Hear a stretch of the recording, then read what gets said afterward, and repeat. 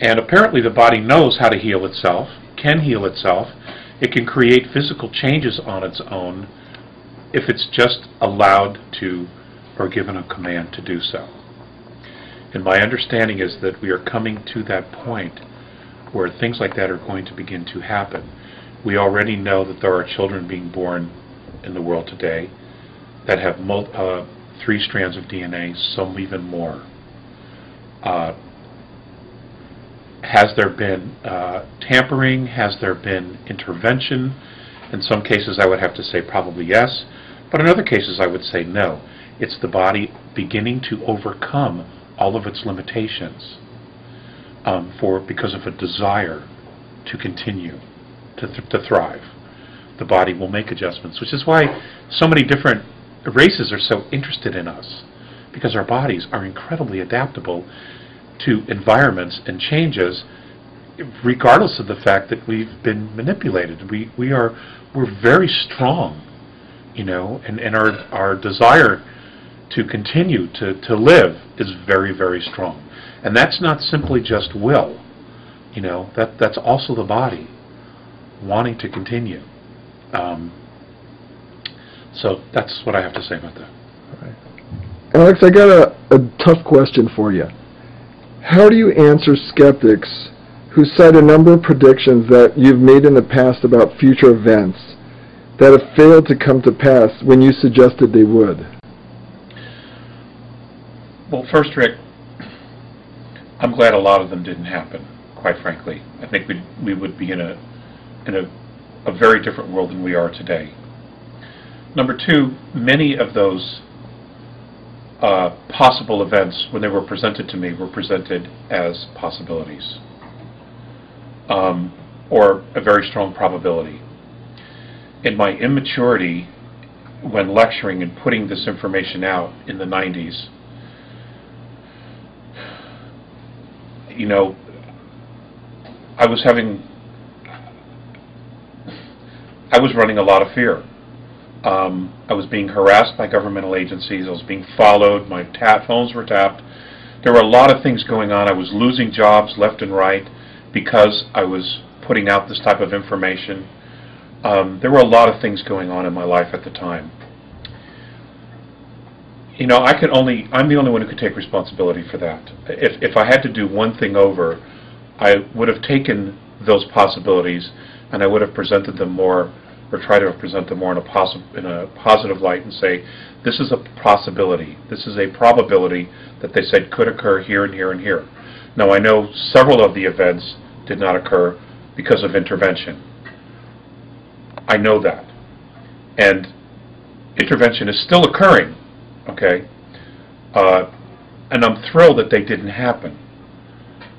For the others, I don't know. I don't know if it was consciousness. I don't know if people being aware of the possibility of the events and they prayed, they saw a different outcome. I simply don't have that answer. I don't know. But of course it's something that you have to look at, and the criticism is justifiable. You know? Is there one example you can give me of where an intervention occurred that changed one of those events that you had? Nuclear weapons detonation. There's been lots of intervention that has occurred, and I can tell you, as of 4 weeks ago, there was still intervention going on in that regard. And that's a fact. Thank God for it. Now, is it wise for anyone to try to predict future events? Would you do it again, or would you advise anybody else who's in contact with ETs to predict future events, or is that something that you consider unwise at this point? You know, I'm still growing, I'm still learning, I'm still maturing, I hope. As far as wise, what it tells us is that the future is never set, which means to me we can create anything that we want as long as we all, or a majority of us, have a very focused intent. That's what that tells me, and I'm extremely encouraged by that if we can get enough people together to decide on what kind of a future, what kind of a life, the planet we want. I mean, this is clearly, the law of attraction at work here. The future's not set. It could also be that maybe these things coming up in 2012 with the bouncing off the galactic plane, maybe if enough of us get really focused and we surround the Earth with enough love and energy, that nothing will happen. I don't have those answers. I just don't. Everybody thinks, God, you've been talking to extraterrestrials for 35, 38 years. You've got all this knowledge. That's true, but I have just as many questions as well. Some of the conversations we've had have been extremely one-sided, where I'm shared information and I'm not able to ask enough questions. So, you're just human. Yes, more so than ever. More so than ever. There's a episode in George Washington's life that has a lot of meaning to you. The third trial of George Washington, his vision at Valley Forge. Why is that so important to you? Well, when I was a little boy, I always had a thing for George Washington. My dad took us to Mount Vernon, and I just loved it. And I can remember sitting in his backyard, looking down the Potomac. And you know how you just know you've been there before? I'd been there before, and I was extremely moved by that. And it's hard to put into words.